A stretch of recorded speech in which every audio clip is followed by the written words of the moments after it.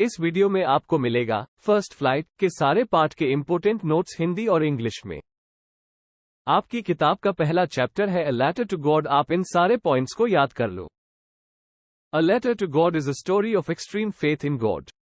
The writer G.L. Fuentes tried to depict the faith of a poor and dedicated farmer. Lencho is an honest and hard-working farmer. He is shocked to notice that his crop is ruined. He turns to God for getting some help and hopes decent harvest. He writes a letter to God, posts the letter. An employee of the post office chanced to see the address to God. He makes fun of the letter. The postmaster took the letter seriously and decided to answer the letter. He collected money from his employees to give in charity to the needy farmer. He was able to collect only 70 pesos and thought that the farmer would be pleased to receive the money. But to his disappointment, he was shocked to notice that made Lencho angry. Lencho writes another letter to God but with a message not to send the money by post. For him, the employees of post office were a bunch of crooks who had stolen 30 pesos from the money sent by God. Chapter 1 Hindi में a letter to God ईश्वर में अत्यधिक आस्था की कहानी है। लेखक GL फ्यूएंटेस ने विश्वास को एक गरीब और समर्पित किसान के रूप में चित्रित करने का प्रयास किया। लेंचो एक ईमानदार और मेहनती किसान है। वो ये देखकर हैरान रह जाता है कि उसकी फसल बर्बाद हो गई है। वो कुछ मदद पाने के लिए भगवान की ओर रुख करता है और अच्छी फसल की उम्मीद करता है। वो भगवान को एक पत्र लिखता है, पत्र पोस्ट करता है। डाकघर के एक कर्मचारी को भगवान को संबोधित पत्र देखने का मौका मिलता है। वो पत्र का मजाक उड़ाता है। पोस्टमास्टर ने पत्र को गंभीरता से लिया और पत्र का उत्तर देने का निर्णय लिया। उन्होंने जरूरतमंद किसानों को दान देने के लिए अपने कर्मचारियों से धन एकत्र किया। वह केवल 70 पेसो एकत्र कर सका और उसने सोचा कि किसान पैसे पाकर प्रसन्न होगा। लेकिन उसे ये देखकर निराशा हुई कि उसे ये देखकर झटका लगा कि लेंचो क्रोधित हो गया। लेंचो ने भगवान को एक और पत्र लिखा लेकिन एक संदेश के साथ कि डाक से पैसे न भेजें। उसके लिए डाकघर के कर्मचारी बदमाशों का झुंड थे जिन्होंने भगवान द्वारा भेजे गए धन में से 30 पेसो चुरा लिए थे। Nelson Mandela long walk to freedom chapter 2 है। Nelson Mandela, the first black president of South Africa, fought for the freedom of his people. He was discriminated against by the whites along with other black people. He was an enthusiastic young boy who considered staying away from his home to be free. He wanted to marry the person of his choice. Gradually he realized that freedom is more meaningful. He decided to bring freedom for his own people. On the 10th of May 1994 he was able to materialize his dreams.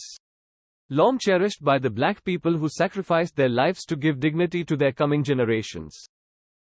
He gives two contradictory pictures of his country, one, in which the black people were tortured and had to suffer quietly, second when the blacks will be free to live a life of their own. Hindi में दक्षिण Africa के पहले अश्वेत राष्ट्रपति Nelson Mandela ने अपने लोगों की आज़ादी के लिए लड़ाई लड़ी।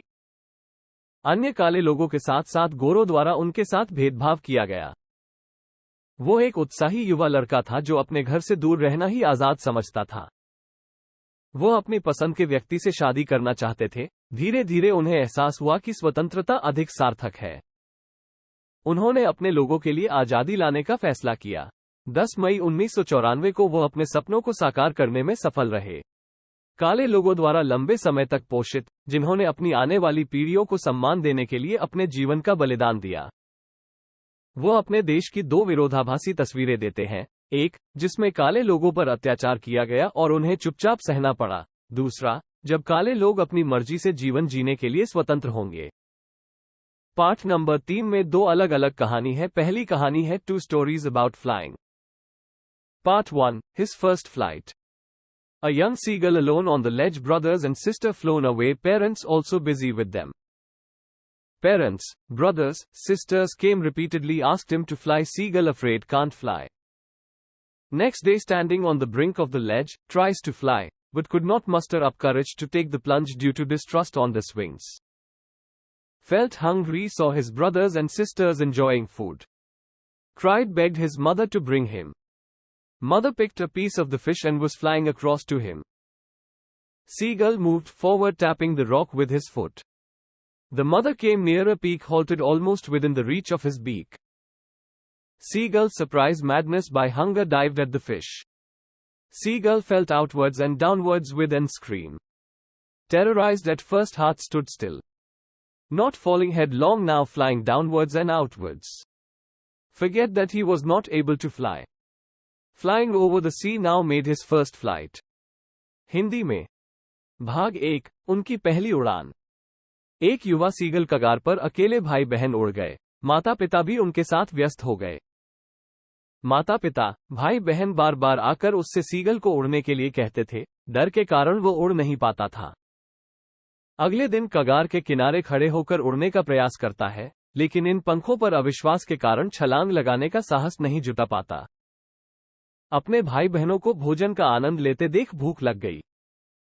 रोते हुए अपनी मां से उसे लाने की मिन्नत की। मां ने मछली का एक टुकड़ा उठाया और उड़कर उसकी ओर जा रही थी। सीगल अपने पैर से चट्टान को थपथपाता हुआ आगे बढ़ा। मां शिखर के करीब पहुंची और लगभग उसकी चोंच की पहुंच में रुक गई। सीगल ने भूख से पागल होकर मछली पर गोता लगाया। सीगल को बाहर और नीचे की ओर महसूस होता है और चीख निकलती है। पहले तो भयभीत होकर हृदय ठिठक गया।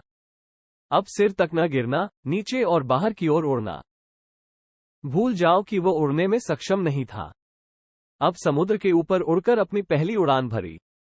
तो ठीक है, अब बात कर लेते हैं पार्ट नंबर 2 का। Part 2, black airplane. The writer is a pilot flying in Dakota over France going back to England. Called Paris control room early morning planning to have a breakfast with family. After crossing Paris saw dark clouds, huge block mountains, could not fly up over them, didn't have enough fuel to fly around them. Thought once about going back to Paris, decided to take risk and fly through the clouds. Entered the clouds, suddenly everything dark, airplane. Jumped and twisted. Compass, radio, all other instruments dead, lost in the storm. Suddenly saw another aeroplane, the other pilot made signs and asked him to follow. The writer followed him like an obedient child. Only little fuel left to fly for 5 to 10 minutes more, the black aeroplane still in front of him. Suddenly writer came out of the clouds, saw the straight line of lights on the runway. Landed safely, went to control room, inquired about the other pilot. The lady in the control room informed that there was no other plane or pilot in the storm. Wondered who helped him out of the storm. Hindi में भाग 2, काला हवाई जहाज। लेखक एक pilot है जो France के ऊपर से उड़ान भर रहा है और डकोटा से इंग्लैंड वापस जा रहा है। परिवार के साथ नाश्ता करने की योजना बनाकर सुबह सुबह पेरिस कंट्रोल रूम को फोन किया। पेरिस को पार करने के बाद काले बादलों को देखा। विशाल ब्लॉक पहाड़ उनके ऊपर से उड़ नहीं सकते थे। उनके चारों ओर उड़ने के लिए पर्याप्त ईंधन नहीं था। एक बार पेरिस वापस जाने के बारे में सोचा, जोखिम लेने और बादलों के बीच से उड़ने का फैसला किया। बादलों में प्रवेश किया। अचानक सब कुछ अंधेरा, हवाई जहाज कूद गया और मुड़ गया। कंपास, रेडियो, तूफान में अन्य सभी उपकरण नष्ट हो गए। अचानक एक और हवाई जहाज देखकर दूसरे पायलट ने इशारा किया और उसे अपने पीछे चलने को कहा। लेखक एक आज्ञाकारी बच्चे की तरह उसके पीछे पीछे चलता था। 5 से 10 मिनट और उड़ान भरने के लिए थोड़ा सा ईंधन बचा। काला हवाई जहाज अभी भी उसके सामने है। अचानक बादलों से बाहर निकले लेखक को रनवे पर रोशनी की सीधी रेखा दिखाई दी। सुरक्षित उतरा। कंट्रोल रूम में जाकर पूछताछ की अन्य पायलट। कंट्रोल रूम में मौजूद महिला ने बताया कि तूफान में कोई दूसरा विमान या पायलट नहीं था। आश्चर्य हुआ कि उसे तूफान से बाहर निकालने में किसने मदद की। इस वीडियो में इतना ही था। आपको अगर बाकी के चैप्टर को पढ़ाना है तो मुझे कमेंट कर देना, ठीक। Thanks for listening.